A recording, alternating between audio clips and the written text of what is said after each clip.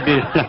Sa India, nag-alok ang tinatawag na black magic. Black magic? Power of the mind. Power of the mind? May tawag sila dyan, telekinesis mo, telekinetic. Basta may tili, ayos na yan. Yan. Ang kapangyarihan ko, ang babae malalaman mo kung virgin o hindi na virgin. Teka, sandali.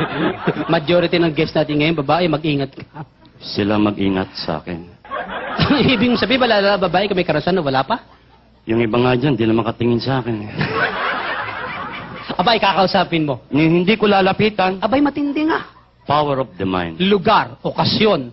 Sa mga disco, coffee shop, restaurant, sa public places, ganyan. Sa pamamagitan ng? Sa order lang, huli mo na ng kategorya. Oh, come on. Order lang, malalaman kung may karasan ng tao, wala. Bibigyan kita ng sample. Dapat. Kapag ang babae walang asawa, walang syota, in short, virgin. Yan. Kadalasang in-order niyan. Ano? Soup. Soup. Kita mo, saradong-sarado. Kahit na hangin, hindi makakapasok dyan. Abaga, oo nga, pikit na pikit eh. Oh. Soup. Pag yan nagkaroon ng syota, nagkaroon ng konting karanasan, iba na fingerprint. Hoy! Pupunta ng Japan, dadaan ng NBA, kukuha ng clearance, magpi-fingerprint. Ayusin mo. Pasama ng isip mo eh.